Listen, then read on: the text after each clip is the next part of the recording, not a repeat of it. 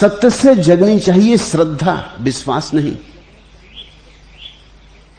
मैंने तुम्हें एक बात कही, मैंने तुम्हें बड़ी प्यारी बात कही, तुम उससे मोहित हुए, तुमने मान ली कि बात इतनी प्यारी है कि सच होगी ही, कि जिसने कही उससे तुम्हें प्यार है, तो झूठ कैसे होगी कि तुमने विवाद भी ना किया, तुमने तर्क भी ना किया, तुमने चुपचाप स्वीकार कर लिया, तुमने एक विश्वास बनाया, तुम उस विश्वास के सहारे जीने लगे, तुम झूठ के सहारे जीने लगे।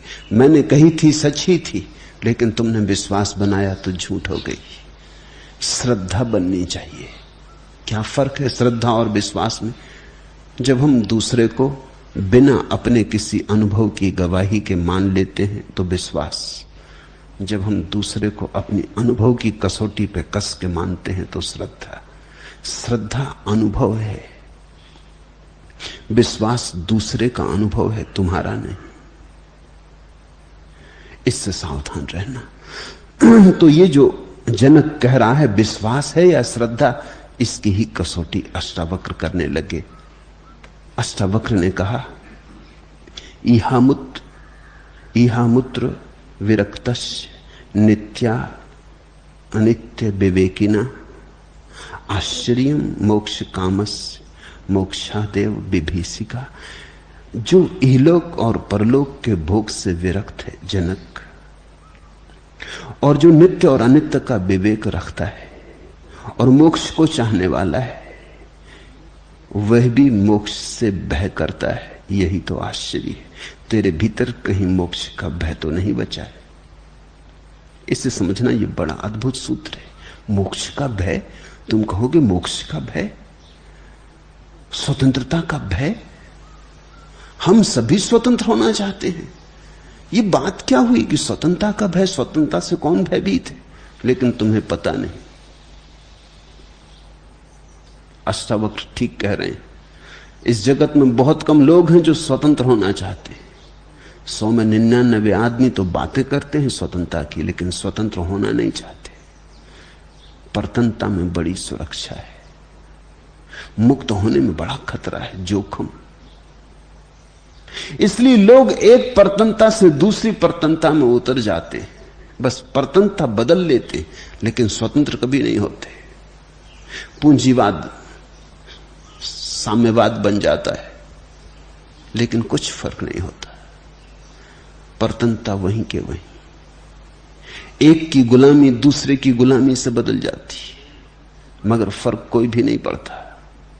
आदमी स्वतंत्र होना ही नहीं चाहता। तो इसे हम समझें स्वतंत्रता का भय। और मोक्ष तो परम स्वतंत्रता है, उसका तो बड़ा भय है। जो बात अष्टावक्र ने उठाई है, उसे 5000 साल के बाद पश्चिम में मनोविज्ञान अब समझ पा रहा है। पश्चिम के बहुत बड़े मनोवैज्ञानिक एरिक फ्रोम ने इस पर बड़ा जोर दिया, बड़ी खोज की है इस संबंध में। फियर ऑफ फ्रीडम, स्वतंत्रता का भय। हम चाहते हैं कि कोई हमें बांध ले, इसलिए तो लोग हमें बांध पाते हैं। तुम सोचते हो लोग बांध लेते हैं इसलिए तुम बंधे हो, तो तुम गलती में हो। जो नहीं बंधना चाहता उसे कोई भी नहीं बांध सकता। तुम बंधना चाहते हो इसलिए लोग बांध लेते। तुम्हारे बंधने की चाह पहले, बांधने वाला बाद में आता है। पहले मांग फिर पूर्ति। तुम पुकारते हो कि कोई बांध ले, तो बांधने वाला आ जाता है। फिर तुम चीखते चिल्लाते हो कि मुझे बांध लिया गया। मेरे पास लोग आते हैं, वो कहते हैं बड़े बंधन में, पत्नी है, बच्चे। अगर किसने तुम्हें कहा था? कौन तुम्हारे पीछे पड़ा था? और लाख लोग पीछे पड़े थे। अगर तुम्हें नहीं बंधना था तो कौन बांध सकता था?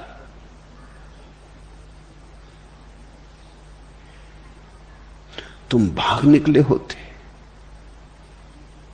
घर में आग लगी हो और तुम घर के भीतर बैठे हो, लाख तुम्हें लोग समझाएं, करे बैठे रहो, कोई हर्जा नहीं। तुम बैठ ना सको कि तुम कहो हो गई समझदारी की बात है, मैं बाहर चला। तुम बैठो, तुम भाग खड़े होते। अगर तुम्हें बंधन दिखाई पड़ता, लेकिन बंधन तुम्हें दिखाई पड़ा नहीं था। और मजा यह है कि अगर ये पत्नी मर जाए तो बहुत संभावना है कि जल्दी ही तुम दूसरा विवाह करोगे। पत्नी के मरने के बाद ज्यादा दिन याद ना रख सकोगे।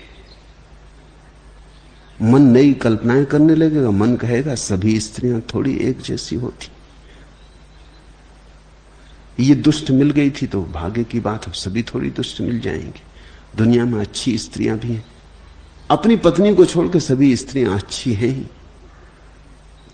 कोई अच्छी स्त्री मिल जाएगी तो जीवन में सुख हो जाएगा, फिर तुम खोजने लगे। देर नहीं लगेगी, जल्दी ही तुम फिर बंधन में पड़ जाओगे, फिर तुम चीखने पुकारने लगोगे कि मैं बंधन में पड़ गया।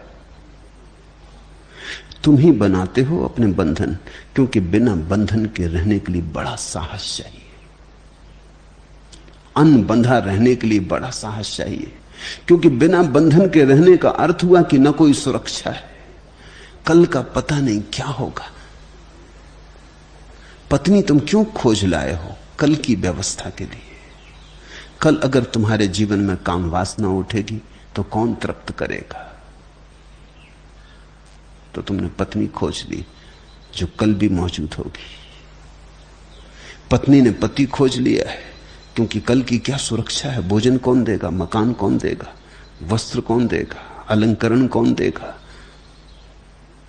कल की सुरक्षा तुमने कर ली, परसों की सुरक्षा कर ली। लोगों ने आगे तक की सुरक्षा कर रखी, फिर उस सुरक्षा में बंध गए। तुमने एक मकान बना लिया, तुमने बैंक में बैलेंस इकट्ठा कर लिया, तुमने धन प्रतिष्ठा बना ली, अब तुम कहते हो बड़ा बंध गया हूं। लेकिन कौन तुम्हें बांधता है? तुम बंधे हो इसलिए कि बंधन में कुछ सुरक्षा है। कल अगर बीमार हुए तो क्या होगा? मरने लगे तो क्या होगा? मोहम्मद के जीवन में उल्लेख है, उनको जो कुछ मिलता दिन भर में वो खाने पीने के बाद जो बचता सांझ को बांट देते, रात भिखारी होकर सो जाते। ये उनके जीवन भर की व्यवस्था थी। जिस रात मरे, उनकी पत्नी ने यह सोच के कि मौत करीब आती, चिकित्सक कहते हैं बचने का अब कोई उपाय नहीं, दवा दारू की जरूरत पड़े, रात वैद्य बुलाना पड़े, हकीम बुलाना पड़े, तो उसने 5 रुपए बचा कर रख लिए, 5 दिनार बचा कर रख लिए। 12 बजे रात मोहम्मद बड़े तड़फने लगे। उन्होंने अपनी पत्नी को बुलाया और कहा कि देख, मुझे लगता है कि मेरे जीवन भर का जो नियम था वो टूटा जा रहा है। मरने के वक्त मैंने कल के लिए कभी कोई व्यवस्था नहीं की, और मुझे आज डर लग रहा है कि घर में कुछ रुपए अगर हो तो जल्दी उन्हें तू बांट दे, नहीं तो परमात्मा के सामने आखिरी दिन लज्जित होना पड़ेगा। वो मुझसे पूछेगा तो फिर आखिरी दिन तूने रुपए बचा लिए। पत्नी तो घबरा गई कि इन्हें पता कैसे चला। उसने जल्दी से 5 दिनार जो बचाए थे निकाल के दे दिए कि क्षमा करें, मुझसे भूल हो गई। मैं तो ये सोच के कि रात बेरात आधी रात जरूरत पड़ सकती, फिर मैं कहां मांगूंगी। तो मोहम्मद ने कहा पागल, जिसने हर बार दिया, हर दिन दिया, इतने दिन तक दिया, कभी हम भूखे मरे, कभी जरूरत पूरी नहीं हुई, ऐसा हुआ? जो सुबह देता है सांझ देता है वो आधी रात ना दे सकेगा? तू जरा दरवाजे पे तो जाके देख। वो 5 दिनार लेके गई, वहां एक भिखारी खड़ा है, वो कहता मुझे 5 दिनार की जरूरत है। वो 5 दिनार उस भिखारी को दे दिए गए। मोहम्मद ने कहा देख, लेने भी वही आ जाता है, देने भी वही आ जाता है। हम नाहक चिंता खड़ी कर लेते, फिर चिंता में बंधते, फिर बंधन से पीड़ित होते और चिल्लाते। अब मैं निश्चिंत हुआ, अब मैं उसके सामने सिर उठा के खड़ा हो सकूंगा कि तू ही मेरा एकमात्र भरोसा था, तेरे अलावा मैंने भरोसा और किसी चीज में ना रखा। जिसका परमात्मा में भरोसा है उसको फिर कोई बंधन नहीं। लेकिन परमात्मा में हमारा भरोसा नहीं, भरोसा हमारा 1000 और चीजों में, इंश्योरेंस कंपनी में है, बैंक में है, स्त्री में है, पति में है, मित्रों में, परिवार में, पिता में, पुत्र में, सरकार में, और हमारे 1000 भरोसे। नास्तिक भी जो अपने को कहता है वो भी नास्तिक नहीं है। बैंक का जहां तक सवाल है वो भी आस्तिक है, इंश्योरेंस कंपनी का जहां तक सवाल है वो भी आस्तिक है। सिर्फ भगवान के संबंध में वो आस्तिक नहीं है। आस्तिक का अर्थ है जिसने अपनी सारा भरोसा परमात्मा में रखा, जिसने सारा भरोसा जीवन की ऊर्जा में रखा, अस्तित्व में रखा।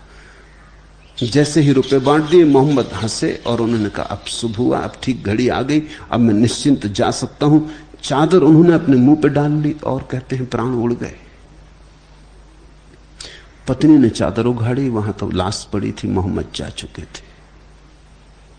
जैसे वो 5 दिनार अटकाए थे, जैसे उनके कारण वो बेचैन थे, बोझ था, बंधन था।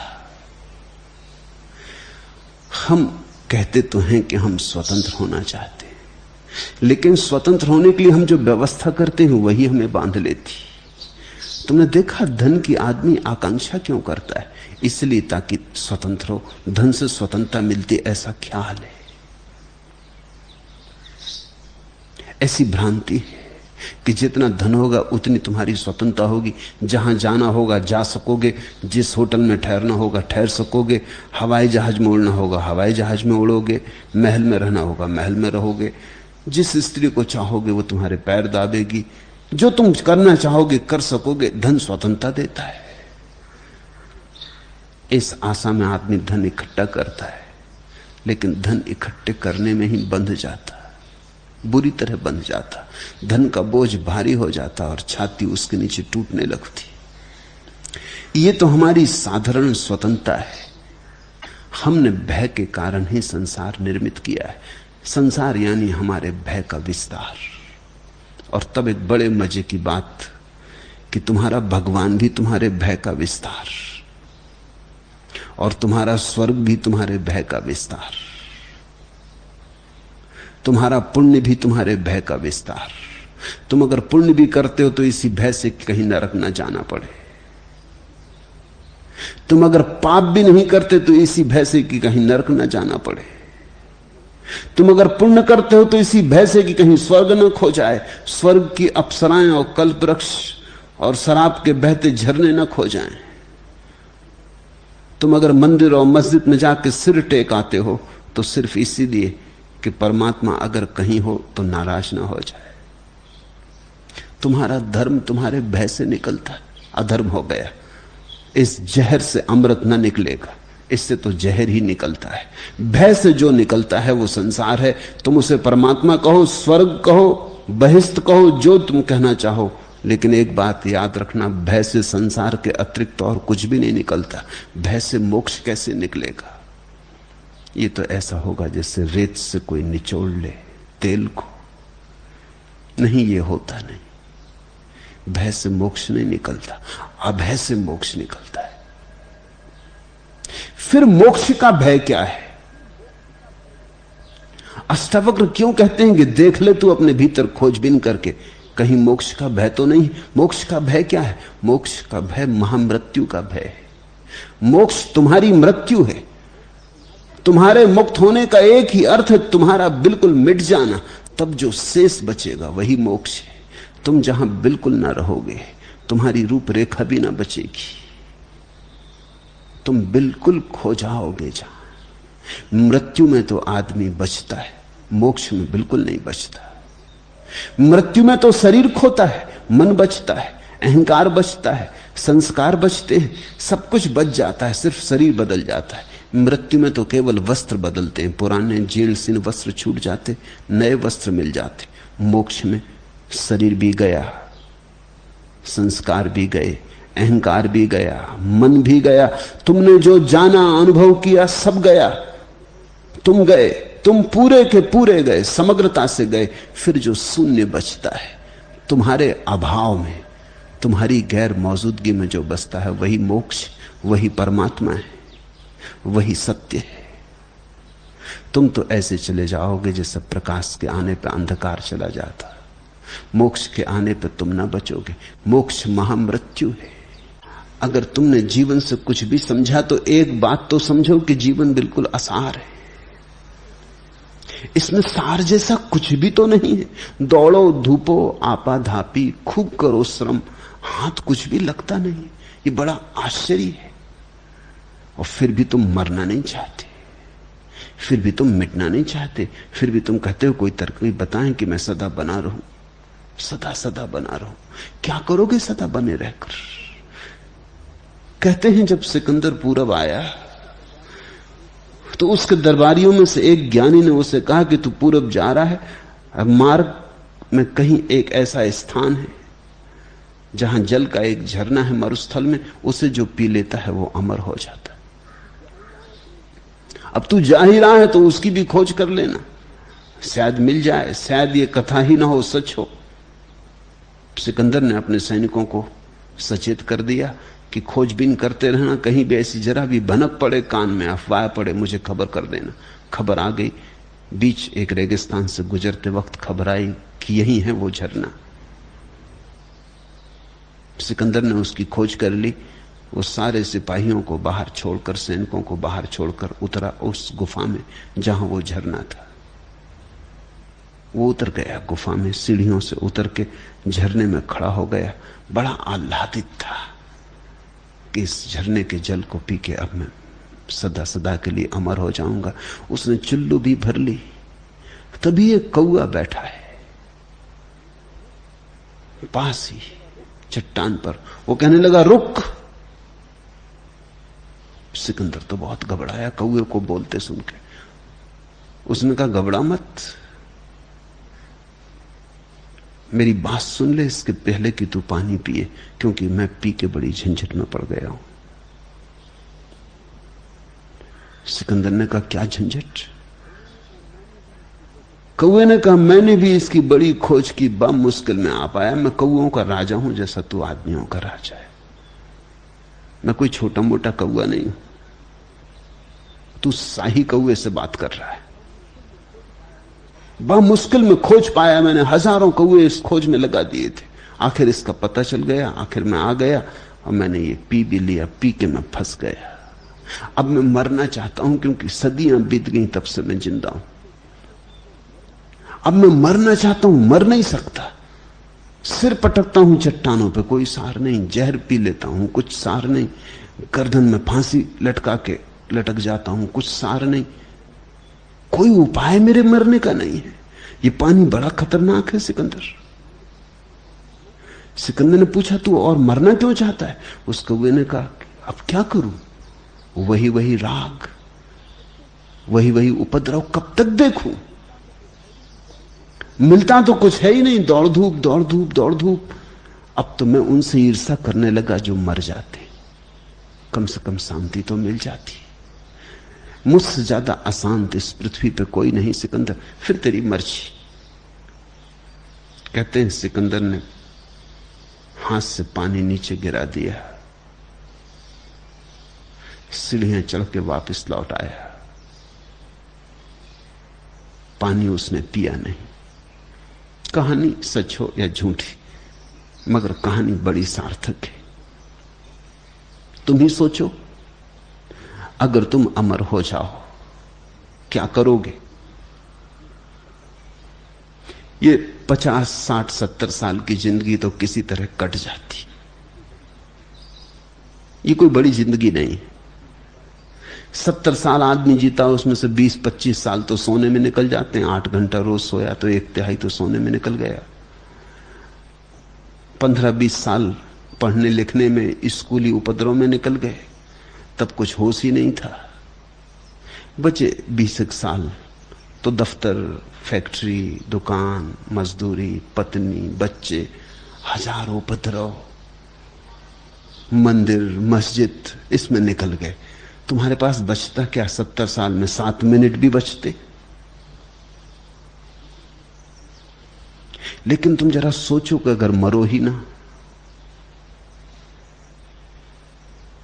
तो कैसी असुविधा खड़ी ना हो जाएगी। जिसको जीवन की ये व्यर्थता दिखाई पड़ती, वो अमरत्व की आकांक्षा नहीं करता। वो कहता है हे प्रभु, महामृत्यु घटित हो, ऐसी मृत्यु घटित हो कि फिर जीवन न मिले। इसी को हम आवागमन से मुक्ति कहते हैं। श्रद्धा का अर्थ है पचाया हुआ। विश्वास का अर्थ है अनपचा। विश्वास बोझ हो जाता है, श्रद्धा मुक्ति लाती। हरि ओम तत्सत।